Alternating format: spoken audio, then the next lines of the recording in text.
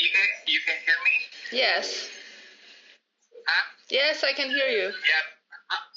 But how is the sound? Můj táta je Filipínec. Narodila jsem se v Kalifornii, ale většinu života jsem vyrůstala v Praze. Dlouhou dobu jsem ho znala hlavně z telefonátů, fotek a vyprávění. Dnes si voláme přes FaceTime. A já si říkám, kdo tohle vůbec je? A co celou dobu dělal? Většinou mluví on a já poslouchám.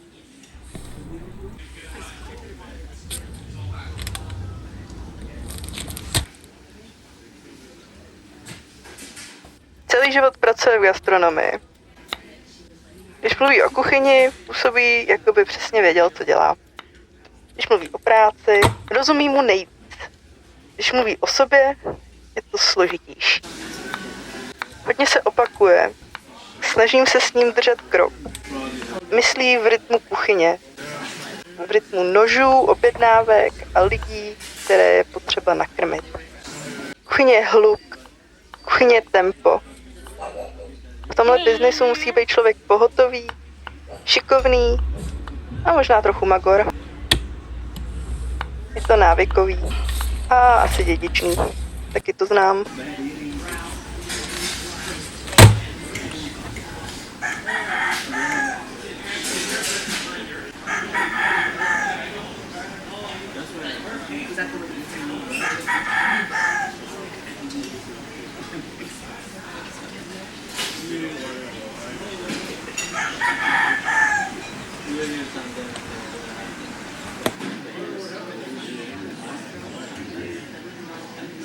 Jednou mi řekl, že člověk musí mít nějaký speciální skill.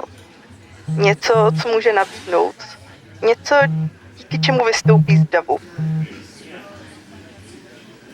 Když jsem začala pracovat na knížce Mary the Kitchen, myslela jsem si, že nejtěžší bude přijít na správné otázky. Místo toho mi přestal brát telefon. Přestal odpovídat na zprávy a já najednou nevěděla, jestli ten projekt vůbec dokončím. Eventuálně se zase ozval s další historkou. No a pokračovalo se dál.